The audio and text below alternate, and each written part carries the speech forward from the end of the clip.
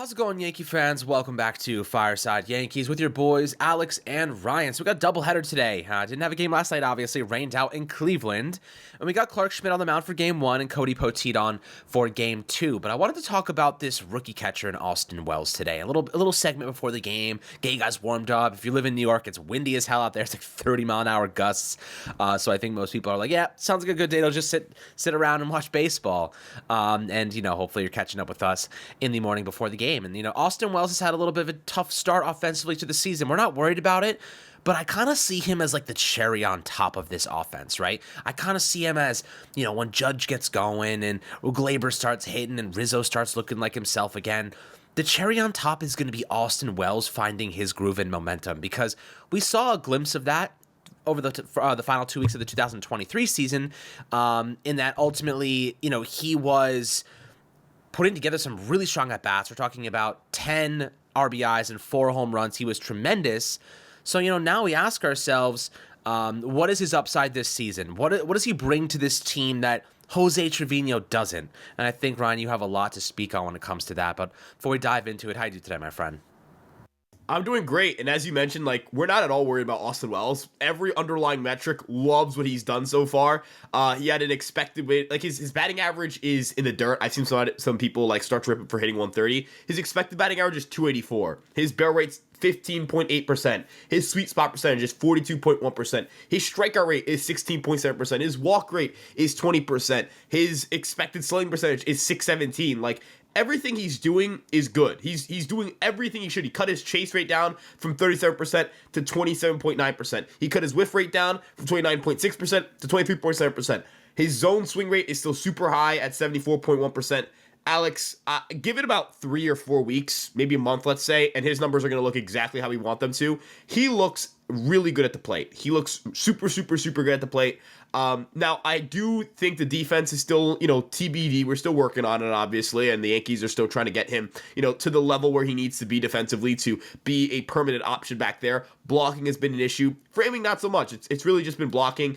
He's had a couple of issues there. But for the most part, I'm impressed with the at-bats. I think the at-bats have been good. I think the approach is good. I think he just hasn't pulled the ball enough in the air to get some of those balls to go out. I think they will at some point.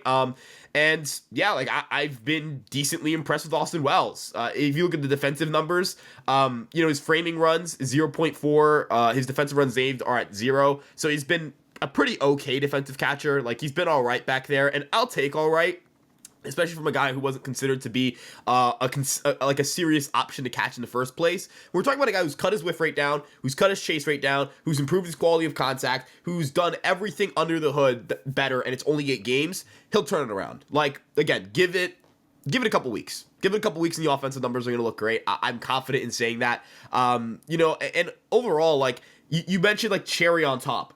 I truly think Austin Wells is going to really just have this unbelievable stretch at some point where he's just mashing the baseball, and we're talking about him as the guy hitting 5th, because Rizzo's not getting the job done right now. And I'm not saying to say that, oh, well, it's only 8 games for Austin Wells, give him time, and then tell you guys about how Rizzo's finished, right? That would be unfair. That's picking favorites. That's clearly that's not being fair to both parties. I think Rizzo can turn it around, but I think Wells has more offensive skills than I like, and I think that Wells, it's a matter of when, not if. The fly ball rate's 55.6%, ground ball rate 27.8%, decent line drive rate.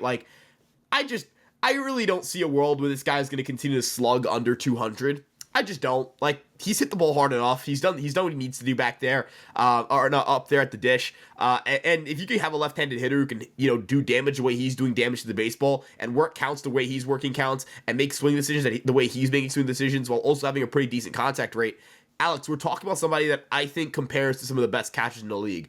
I think he's a much closer comparison to a guy like a Cal Raleigh, who, has been a pretty good offensive catcher for the Mariners for some time now, than he is to other catchers. I don't think he's a below average offensive catcher. I think he's above average. And for context, Cal Raleigh, from 2022 to 2023, has hit 57 home runs with a 115 WRC plus and 470 slugging percentage.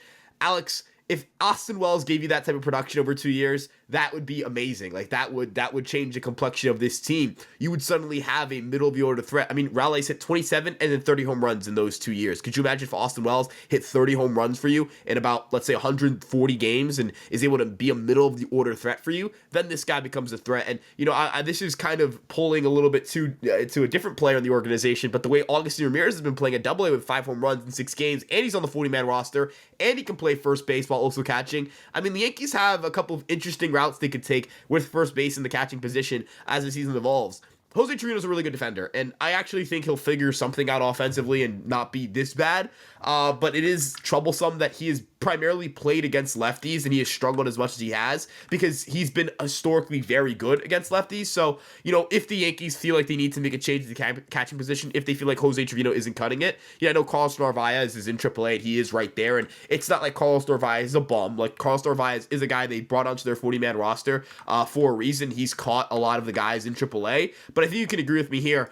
If you could get Augustine Ramirez up and have him and Wells together, I mean, I think that'd be an unstoppable platoon. And I mean, kind of the obvious point here, I think Austin Wells has become their primary catcher. I know Trevino's starting the first game of the day, but it's a doubleheader, guys. Like, I see a lot of people freaking out, like, oh, Stan's sitting, he's red hot. Oh my gosh, what are we doing? Why is Christian playing? Why is Wells not starting? You can't have Austin Wells catch 18 innings unless you have a death wish for him. So, that the Yankees, it's a doubleheader, guys. Like, you can't just run the same lineup twice. But yeah, Wells is the primary catcher, and I think he'll continue to evolve and ascend as the season goes on.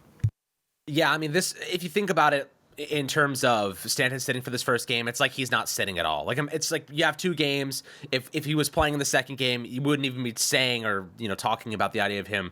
Oh, he's not playing in the first game. They just don't want to overdo it. It's just pushing him a little bit too far. He is red hot. He's not missing today. He's just missing one of the 2 games. So essentially, it'd be the same thing as him just playing.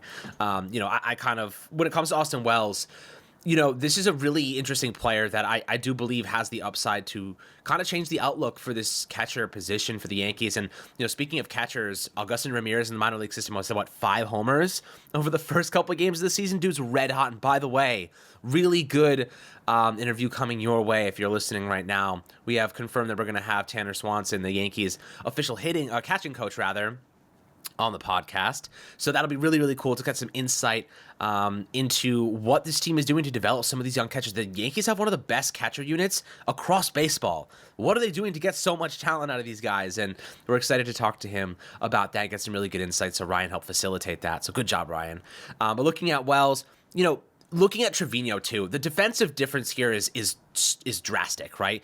Wells actually hasn't been that bad in terms of his strike rate. Has a 48.1% strike rate, while Trevino's at 61.2%. Now, Wells has seen over 200 pitches compared to Trevino, who's seen under 170. So there is a little bit of a difference. If you actually take away the guys who haven't seen a minimum of 200 pitches, Wells is in the top 5, or maybe in the top 10 in strike rate. So he'd be in the top half of the league in that regard. And, I would say if you can get slightly above average offense and slightly above average defense from Austin Wells at the catcher position, this team is going to be in a very good spot for a very long time.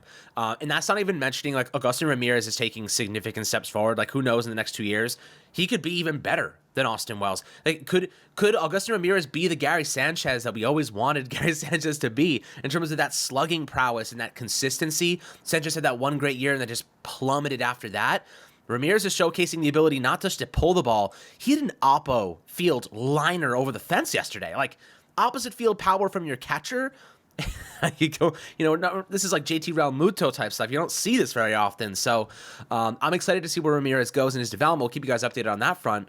But, Ryan, looking at the defensive, progression from Wells, are you worried in any respect? Or are you kind of like, I really feel confident that, Wells is going to be defensively capable for the long term here? Yeah, I mean, speaking of Tanner Swanson, since the Yankees have hired Tanner Swanson, they are one of the 2 or 3 best teams in terms of catching defense. I believe they rank in the top top 4 in defensive runs saved and they're top 2 in framing runs. So, since bringing him in, and I know some people are going to already go, well, Gary Sanchez wasn't on the team for most of those years, 2022, 2023. Obviously, the 2020 season was only 60 games, so those 2 seasons have more weight in terms of, games played and all that stuff over the one of the 2 years Gary was here. But you have to look at the progression of guys made when they came over here. Jose Trevino was a good defensive catcher. I'm not saying he was a bum in short order or anything like that. He was clearly a good defensive catcher the second the Yankees brought him in. But when he got here, he went from a good defensive catcher and a guy who could compete for a Gold Glove to, this guy's clearly the best defensive catcher in baseball.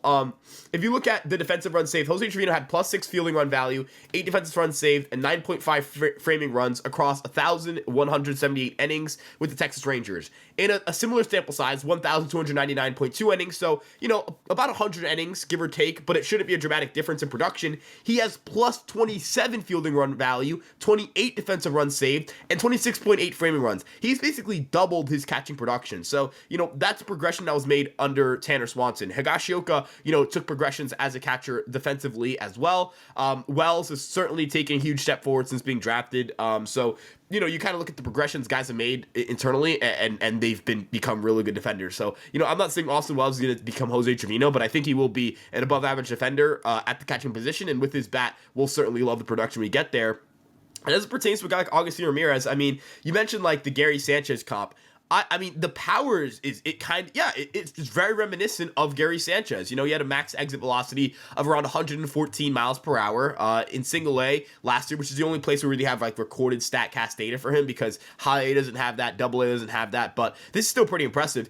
He was top 5 in zone contact rate. He had the second best Seager score, which Seager just tracks, your swing decisions. It gives you, it rewards you for not swinging at pitches out of the zone, but it also rewards you for swinging at pitches in zone. And it penalizes you if you take a fastball down the middle because that's a bad swing decision. I know that people, don't want to hear that, but swinging at a pitch down the plate, not swinging at a pitch over the heart of the plate, it's a bad swing decision. So that metric tries to, take into account that as well. In terms of 90th percentile exit velocity, which is an important metric because it's saying how hard you hit the ball in terms of, most of your hardest hit balls. He ranked number 1. He is one of the best combinations I've seen in the organization of power, swing decisions, contact rates. Like an 89.6% zone contact rate is super high. I think he had the 5th highest mark in single A. So, the trends across the board are excellent.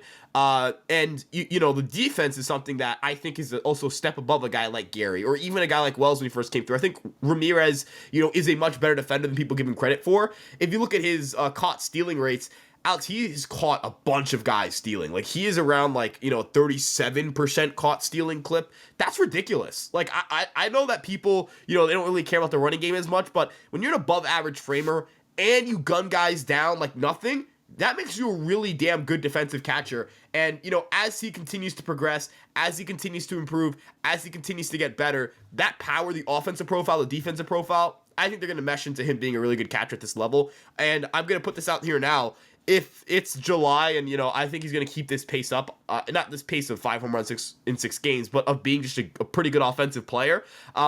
Baseball America, I need him in your top 100. This guy's top 100 guy to me. The underlying numbers, the production starting to match the underlying numbers. And then looking at, the Yankees, he's on your 40-man roster, right? Everson Pura made the jump from Double A to Triple A to the major leagues in 1 year. I would like to see that for Ramirez too, depending on what the Yankees need. He can play first base if you need that. He can play catcher if you need that. The power is really good, man. If the bat is where it continues to be, I think this guy would be a plus hitter in this league. Absolutely. I mean, that would be the ideal scenario, I guess you could say. But this Yankee team has tremendous depth at catcher. We had to let Ben Rortvedt go. I mean, I think we traded him to the Rays. I forget who we traded him to, but we traded him at the end of the day to the Rays. And, Kyle Higashioka goes to the Padres. We've seen this team is just, it's crazy though, because we've offloaded 2 really solid players, players that could start on other teams. And yet we still have Ben Rice, Augustine Ramirez, Carlos Narvaez, Jose Trevino, and Austin Wells. It's just insane how much catcher depth this team has and what they're producing from this position, one of the deepest in the league, as Aaron Boone has said multiple times over the past couple months. So, we're excited about Austin Wells. Once he starts heating up, like I said, cherry on top of this offense, having an offensively a depth catcher is a luxury in today's NFL, and having one that's good at offense and capable at defense, you really just can't find it. It's a hard to come by type of situation if you're the Yankees and you find Austin Wells and you want him to get those reps. He is the starter in my eyes, and they're going to keep funneling more opportunities to him as we move forward. But as always, my friends, make sure to like and subscribe. Appreciate you guys tuning in before the doubleheader today. Let's go Yankees, and we'll catch you guys on the next Fireside Yankees episode.